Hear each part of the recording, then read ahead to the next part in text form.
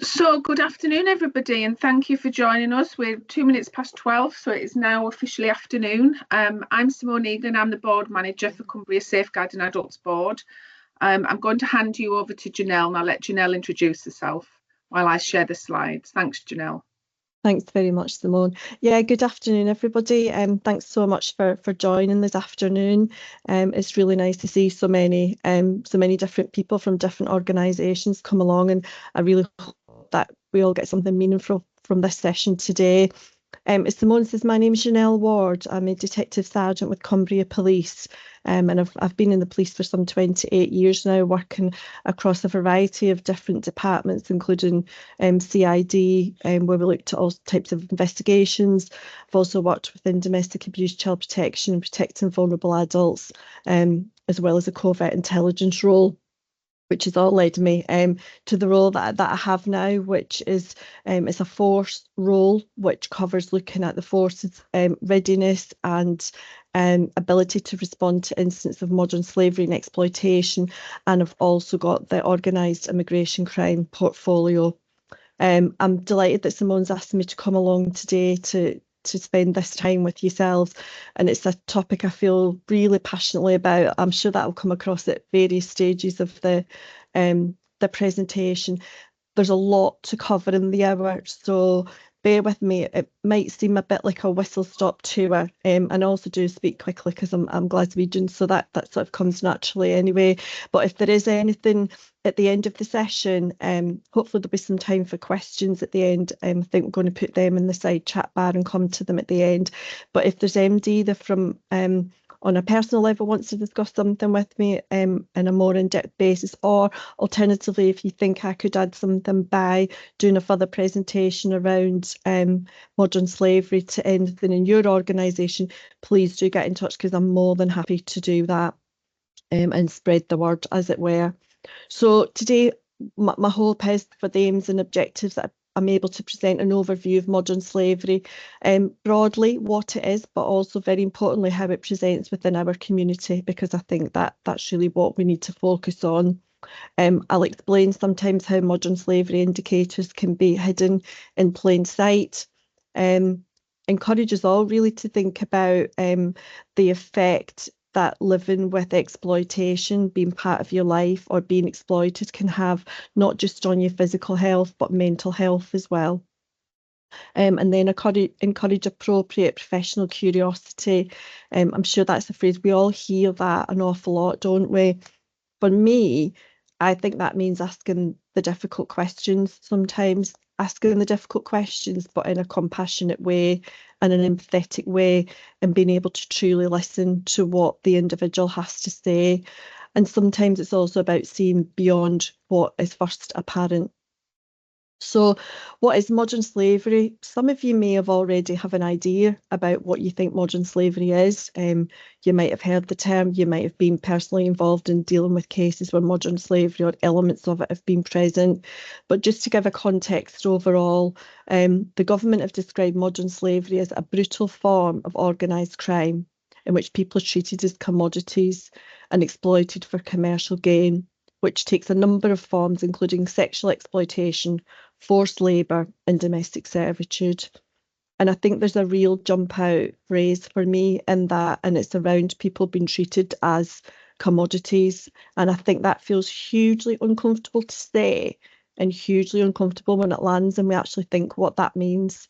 So when we're thinking about commodities within crime groups or within criminality, we often think of things like property or drugs or firearms, but within modern slavery, people are treated in exactly that same way. There is no humility and there is no humanity in modern slavery. So as well, I think sometimes when people hear the phrase modern slavery, I think sometimes it can be associated or seen to be synonymous with people being trafficked into the country, people who are foreign nationals. And whilst that is absolutely the case and it is absolutely prevalent, it is not an offence or a group of offences or behaviour that is exclusive to foreign nationals. In fact, most victims are white British and most offenders are white British. And that largely sits within the County Lines drugs model, which can be forced criminality, and also within sexual exploitation. And they're both areas that I'm going to go on and cover in a bit more detail as we progress through today. So just, don't worry, this presentation is not going to be heavily statistically based, but just to give you a little bit of a flavour about what we're talking about, sexual exploitation. So 31% of female victims of modern slavery report that they've been victim of sexual exploitation. Domestic servitude, this is probably the most hidden form of modern slavery by its very nature. It usually involves one person held in domestic servitude within one household. Very often the people within that household are wealthy, and the person, it's not sort of like your au pair that can come and go and has their own life out with it. That person is held enslaved within a property where they have very different living standards to the people whom they serve. They may be sleeping on a mattress in a cupboard, for example, or in a hallway.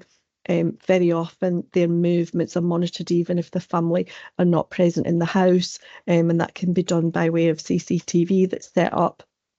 And even although you could say, well, perhaps they would have opportunity to leave that premises if the family go out for work or social events, such as the nature of the exploitation, that they actually don't often take that opportunity. Forced labour, 41% of male victims have reported forced labour and criminal exploitation.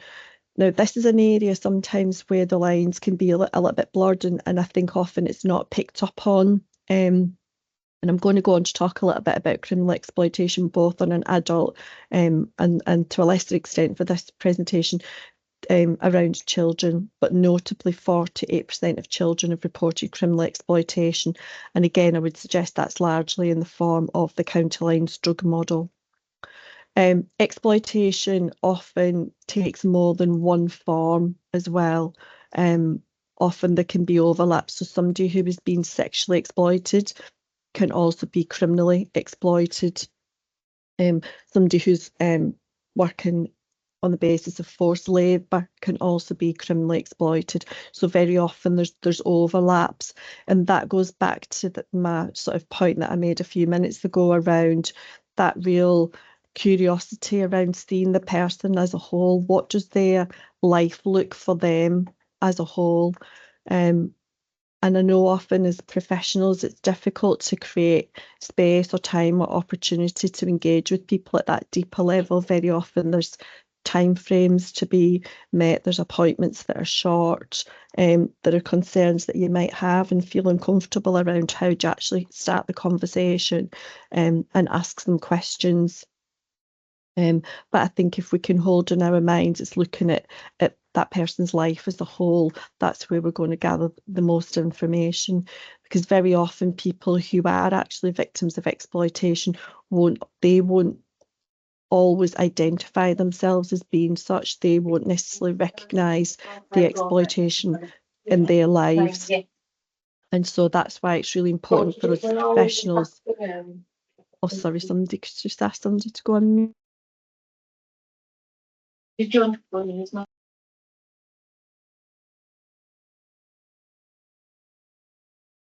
Sorry, I don't know what happened there. Somebody else came on and it knocked me onto mute. Yes, I was just saying very often people don't identify themselves as actually being victims of exploitation. So it's really important that we as professionals have got some idea of what that might look like, what some indicators may be, so that we can start those conversations to try and get some engagement to be better informed about what somebody's life might look like. And I've just said there, if the right questions are never asked, then very often we might not be able to get beyond that surface level. So what does modern slavery look like in Cumbria? I think when I came into this role, I was a little bit like, I don't know what I don't know.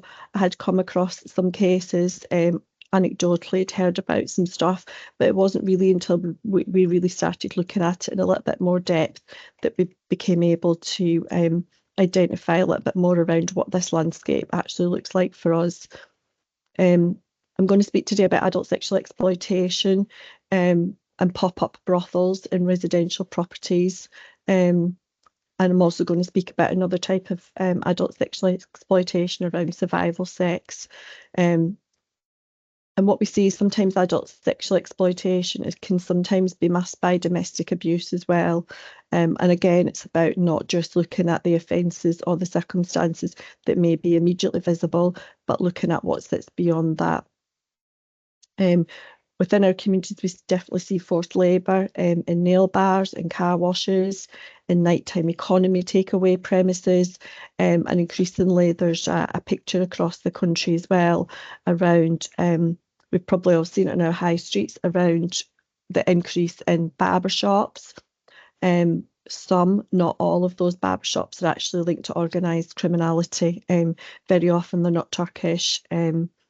There's quite a high population that's actually run by Iranian or Kurdish groups. And again, we've got to be really alive to what does life actually look like for the people that are in those premises that are working. How did they get here? Are they being properly paid? Have they been properly trained? Where are they living? So things that we could walk past on the high street and not really give much of a second thought to can often mask something that's happening behind closed doors, but also in plain sight. And I'll come on to a situation that we encountered around that. Criminal exploitation, that can be things like forced shoplifting, it can be money laundering, it can be organised begging. And again, I've got some examples around that as we progress into the presentation. And then county lines, this is one probably most of you on the call today will be aware of. It affects children and vulnerable adults. And one thing to highlight is that it doesn't have to be between different towns or cities.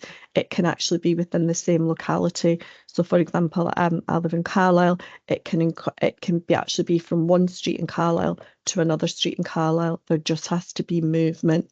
And again, I'll go into it in a little bit more detail. And county lines can also cut across criminal and sexual exploitation. And then one of the areas that's started to become more of a focus, certainly across the country, is potential exploitation in the care sector. And that's been triggered by a number of overseas workers coming into the UK on the government visa scheme, the sponsorship scheme, to fill key vacancies within this area.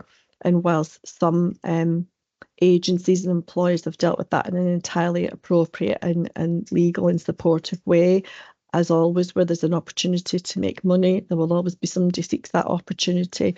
And some people have found themselves having to pay inflated prices for the visas to come across on the promise of a set number of hours of work, locations to stay. And then when they arrive, they've already paid the money up front for the visa at exorbitant fees. And when they arrive, those hours aren't available for them and the accommodation's not available, but they're here in the UK. And then there is a risk that some of those people fall into exploitative conduct just to make a living whilst they're here. So that's something that's sort of come about more recently. Okay, so I'm going to focus a little bit more detail initially on adult sexual exploitation. This is an area really sort of that I feel really passionately about, and it probably makes up quite a large proportion of the work that I do around modern slavery. And I think it's useful to kind of try and pull apart the different strands to get us thinking about how it might present within people that you may come into contact with professionally. So I'm going to speak first of all about what we call survival sex. Now, survival sex is defined as selling or exchanging sex for food, shelter, drugs, to pay bills, or for safety. I think when we actually think about that in the context of some of the people we may come into contact with, that probably makes complete sense, but wouldn't necessarily be recognised straight away as modern slavery. However, it is. And I think when I've read back on some of the recent SAR reports, certainly the Donna SAR, that really sort of resonated with me, some of the circumstances that were raised in that in terms of that survival sex basis. So this concept also does have a gendered dimension, with the majority of individuals engaging in survival sex being female. That doesn't mean, and I never take it that it's exclusively one gender or another, but the research and the data shows that it is far more weighted towards females. Very often it can be to fund addiction issues, either that person or a loved one's. And substances, as you know, through the context of your work, can often be used as a coping mechanism for trauma or mental health challenges. But then when that pushes people into sex work to sustain dependency, it can very often create more trauma.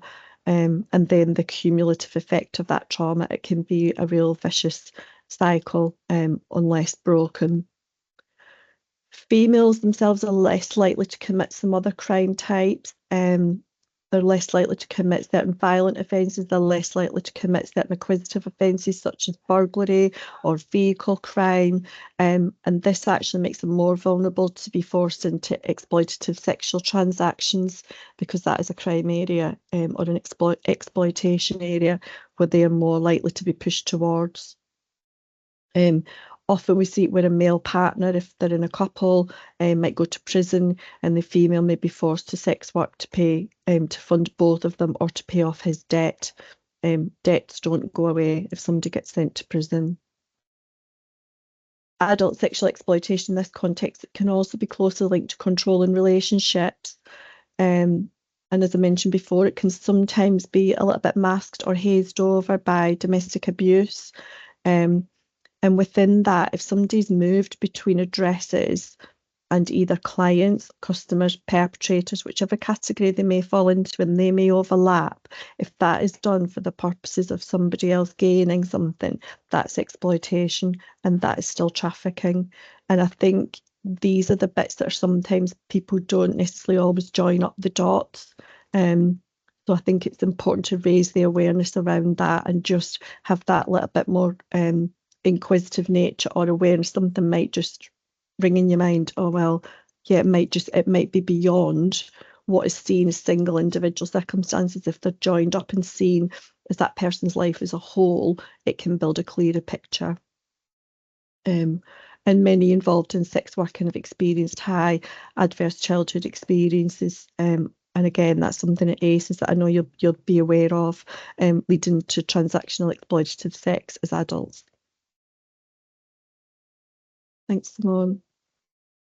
And then adult sexual exploitation on another strand, that is maybe one that people would think they would be a little bit more familiar with, and how we're seeing that present in communities is it is a little bit more focused towards foreign national females, so females who've either been trafficked into the country for the purposes of this type of conduct, crimes being committed against them, or people who may have come into the country on an illegal basis as a migrant, and then because of the lack of being able to access public funds, they are then very susceptible to being used for exploitative conduct. So often it's facilitated by organised crime groups, with females trafficked frequently to different locations for very short periods of time. And we see now that a lot of the bookings are through things like Airbnb, Booking.com, and some unethical landlords who are willing to turn a blind eye and allow the properties to be used for this type of conduct. Now, it says there are upwards of 150 adverts daily. I actually checked today. We've got a way by which we can data scrape off the main adult websites where sex workers advertise, and today there is 201 adverts across Carlisle and Barrow, just those two locations. Some of those will be people who haven't been exploited, who have chosen, and that's quite a wide word, isn't it? It's a debate for another day, but who have chosen to undertake that type of work. They have control of their adverts, they have control over the sexual contact that they're willing to have, and they have control over the money that is gathered through these interactions.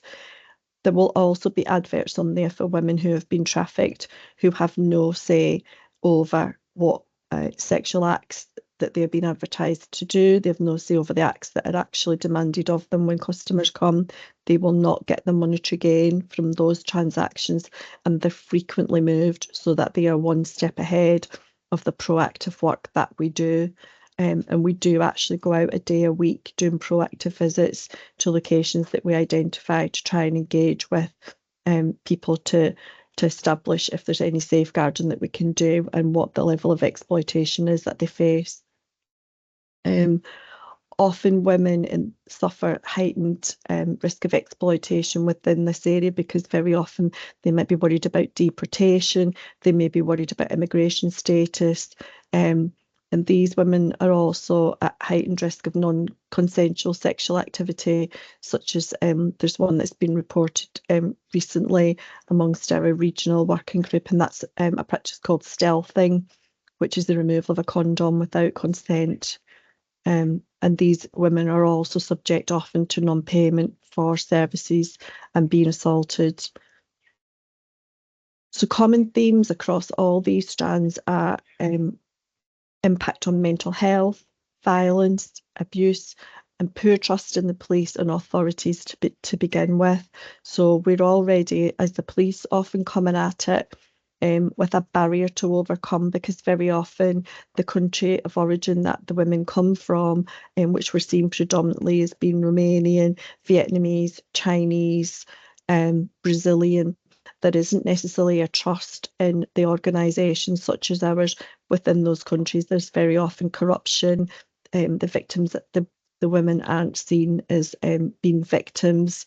There's a lot of judgment, there's a lot of stigma. So we're already sort of going in with those barriers to try and overcome, to engage in any type of sort of meaningful conversation. And to that end, we're trying to link in and get on board with a charity organisation who's going to come out and do those joint visits with us, because they're more likely to get a level of engagement and a level of honesty, and then we can move on from that basis. But I give you those figures just to kind of show you how prevalent it is within our communities. A large proportion of those adverts will actually be around exploitative sexual services. Okay, thanks, Simone. And I've put these examples in because, again, I just hope they just sort of evoke some thoughts around circumstances, because they aren't necessarily circumstances that would jump out at somebody and think modern slavery, but they are. So intimate image abuse can be used to facilitate sexual exploitation.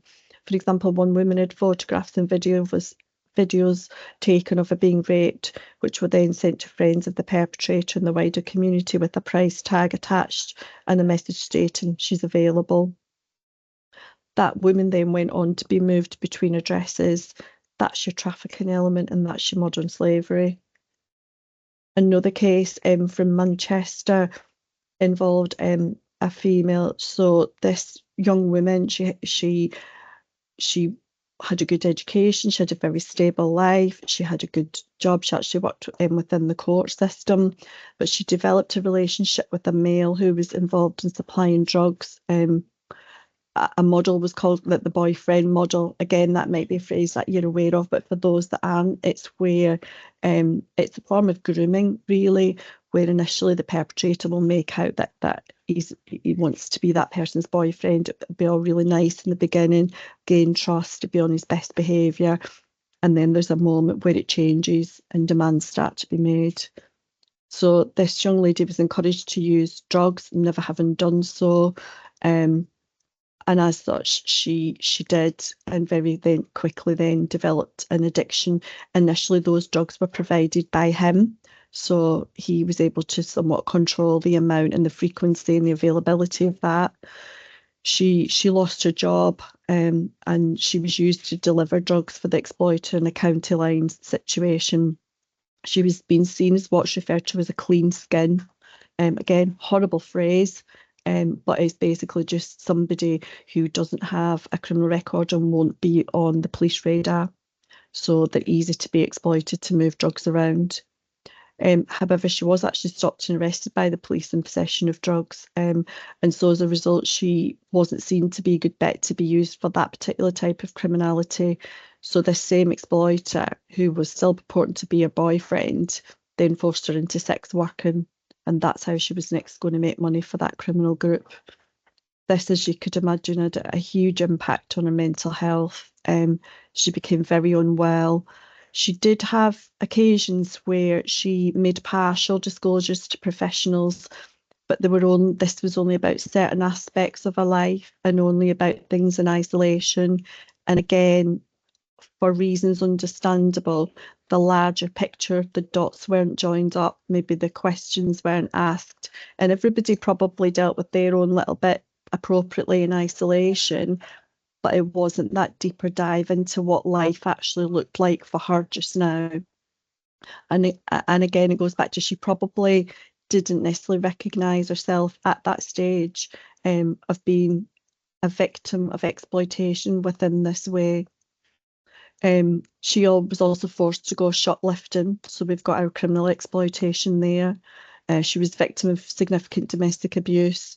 He actually went to the extent of burying her alive for a short period of time as a warning as to the power that he could exert over her. She did continue to be arrested, and eventually all these offences stacked up, and she received a custodial term in prison.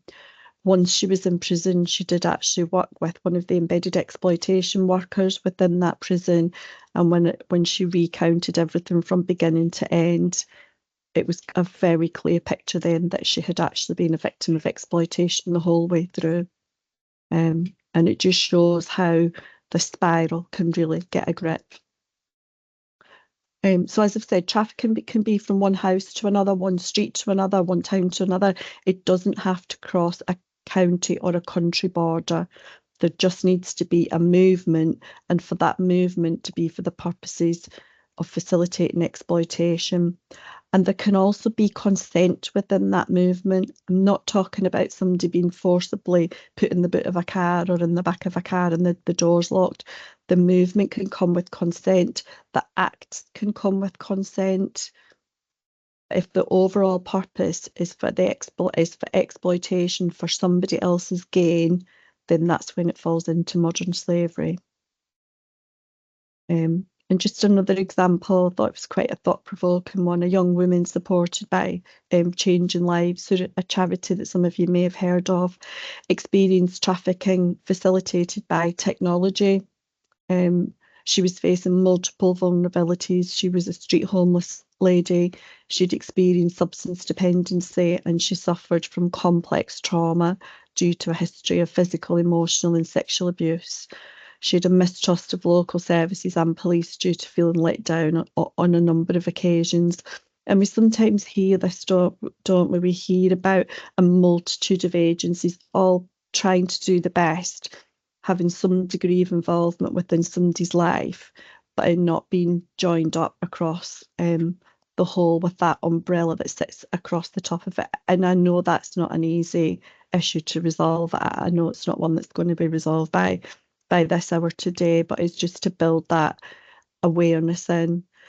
And with this lady, perpetrators actually posted her images online to advertise sexual services without her consent. And that goes back to sort of that model that I was talking about in respect of adult sexual exploitation across the adult websites.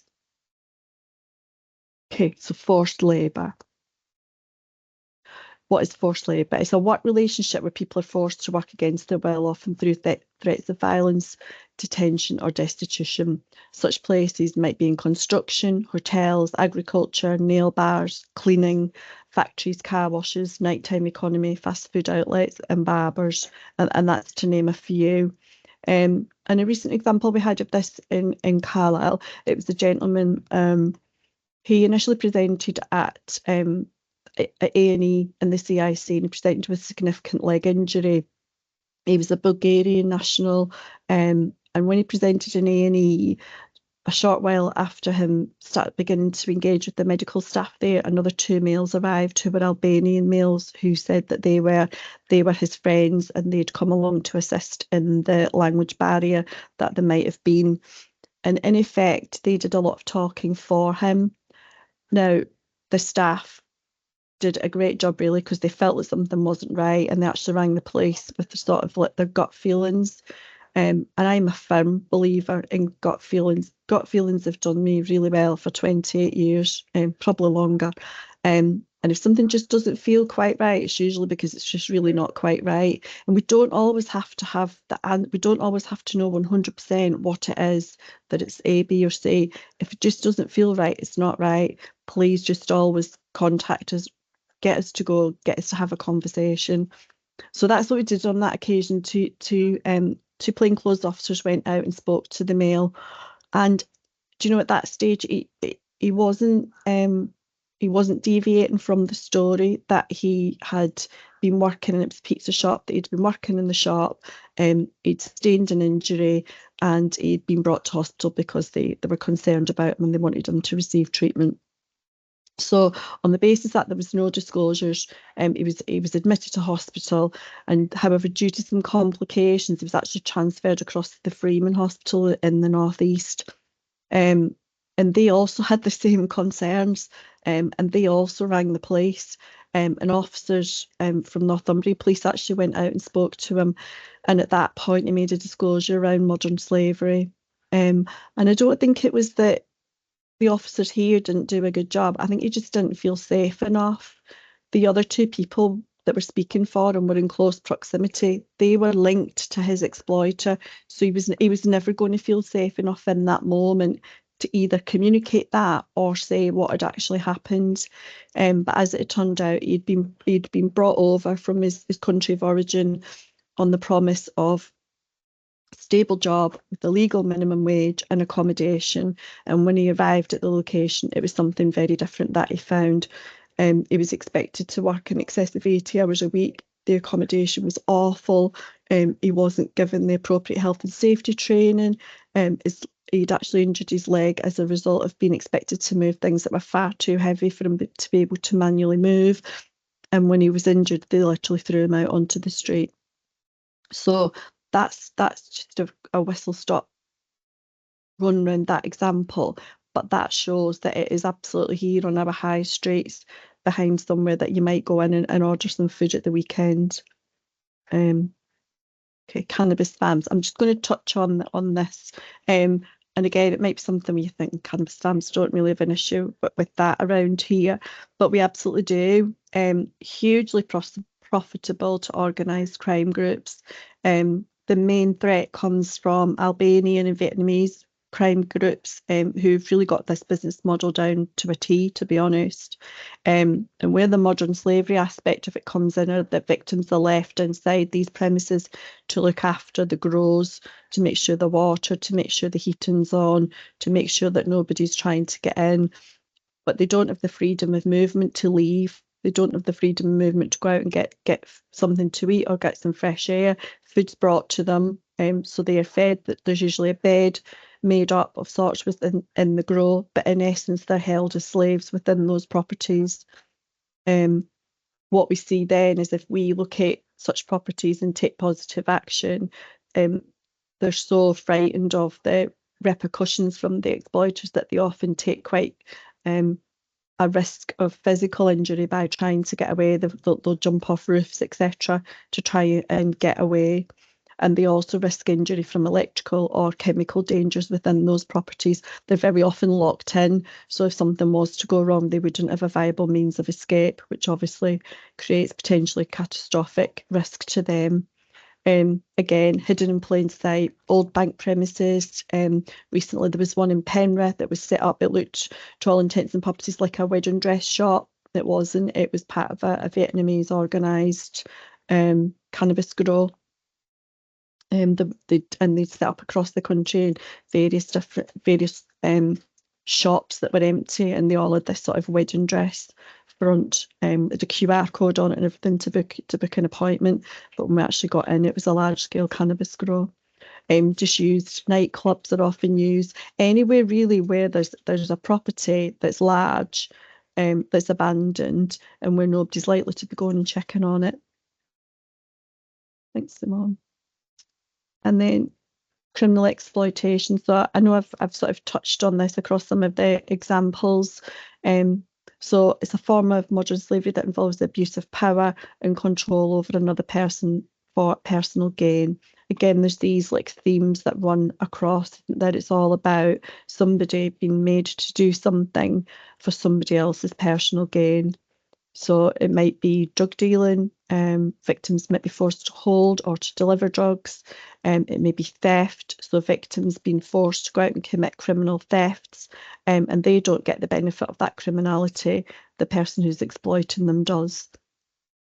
Begging, we do see a picture of organised begging, which is linked to a Romanian organised crime group, which is largely based in the Glasgow area, and they will exploit that criminality by sending people down or bringing them down in very expensive vehicles to be left begging as if they're destitute in locations where there's high footfall of tourists. Now, very often some of those people will potentially be destitute, and any money that they do make through begging actually goes back to the organised crime group. So we've got an operation running on that across the summer months.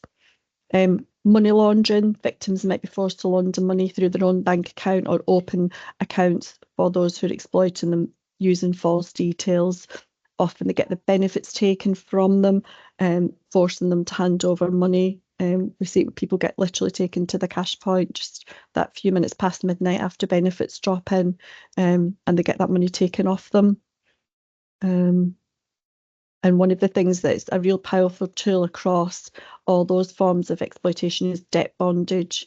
It's really easy to give somebody a small amount of drugs or to be kind and give them something that's seen to be a gift. That gift then turns into a debt, and that debt then grows and grows and grows, and it's nigh on impossible for people to pay that debt off.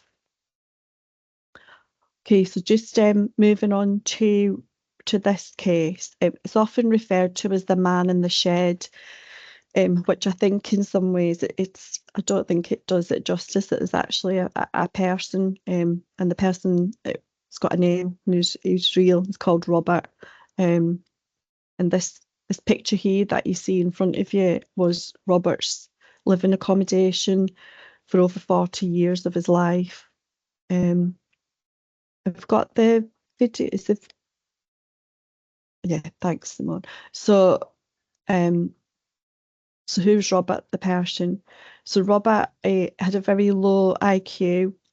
He would have what would have been classed as a significant learning disability. He was a looked after child. He was in the care system, and we're talking, back like 60 years ago. So it wasn't the same care system with, the safeguards that are in place now and transitional safeguarding and, somebody having eyes on you beyond the age of 18. Robert actually came out of that care system around aged 15. And he became connected to the family, which went on to become his exploiters. He fell away from the education system, probably due to the difficulties that he had in learning. And Robert had a very limited knowledge of sort of the outside world, you would say. His world, even before he went into this exploitative situation, could have probably been described as narrow, with limited life skills. So Robert went to work for this family from around about age 15 to 16. He would be given work on roofing, tarmacking, general manual labour like that, but he didn't have any real training in that. He didn't have any safe working standards.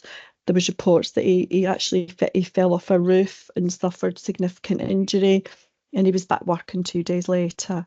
So there was absolutely no care, respect or humanity shown to Robert, but Robert didn't identify himself as being a victim in any of this. And even when his really genuinely sad living circumstances came to light, he still didn't at that stage necessarily identify that he was a victim of significant criminal and forced labour exploitation. And that, so that case is, again, it's a case that's here present within our county. Plus side to that is that Robert lives a very different life these days, which is something that's really positive. County lines, okay, probably fairly well known within the modern slavery landscape, but still what does it actually mean? So it's a phrase around drug dealing. It's a business model, basically, where criminal networks supply drugs, but they utilise children or vulnerable adults in the process. Again, as with all types of exploitation, the movement can be across cities or within a few streets, or it can be across county. We what's classed in Cumbria as an importing county. The vast majority of our Class A controlled drugs, heroin, crack cocaine, usually comes from larger cities such as Liverpool, Manchester, Bradford. And organised crime groups, they use, it's like a brand, they use a branded drugs line, and then they give it a name. So it might be Adam, might be the Real Jack. We've had the Real Jack with 3 Ks. They give it a name, and everyone associated to that drug supply model. That's the name of the line. When they talk about it like that, it's almost like a business name. So if I want to buy, say I want to buy 5 wraps of heroin, and I ring the number, it may actually be somebody that's in Merseyside that's actually answering that phone. It might not be anybody local, but they then will contact somebody who they've got working for them locally and instruct them to come out, meet me, where they're going to meet me, what they're going to hand over, collect the money, and then they'll take the money back.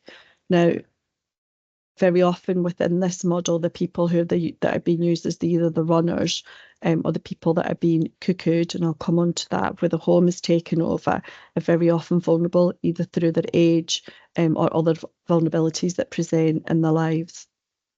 And within this business model, it's ruthless. Violence and significant violence, and violence is used. Across the UK as a whole, 48% of murders are linked to county lines. And I think that statistic alone really brings it home. It's not a complicated model. You basically need a phone line, a commodity, people, and threats and violence. So why do they target vulnerable adults? Basically because they can be exploited in different ways and have different roles. They might be involved in the actual drug supply side of things. They might be involved in sexual exploitation. There's an awful, what's the word? Trend in some places for there to be what's called a gift girl. And what that means is that people who are seen to be doing well in the echelons of the organised crime group literally get one of the young females that is being exploited in the model, they get given her as a gift to have sexual contact with as part of a reward for them doing well. And it sits really uncomfortably, that, doesn't it? But that is a model that is being used, and a further form of exploitation for females that get involved in this type of exploitation. Vulnerable adults, they're seen as an easy target. They're seen as easy to manipulate, easy to groom, easy to exploit. And again, they don't always recognise the fact that they are being victimised in this way. And even if they do, it can be very, very difficult, really difficult for them to speak up against it because they can be absolutely terrified. Vulnerable adults are used because the criminal isn't caught with drugs, and therefore there's less likelihood of them to be convicted of anything when somebody else is literally caught hands-on. And also vulnerable people have addresses that can be used by drug dealers to run the businesses from.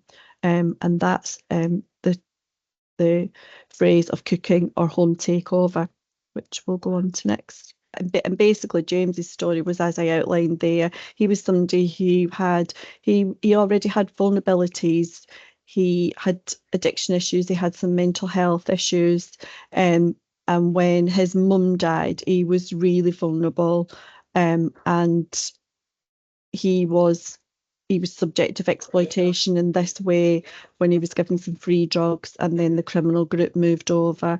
He was then told that he had to live in his bedroom.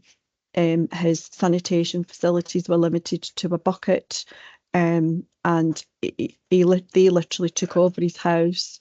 And then they also began to sexually exploit females at that property.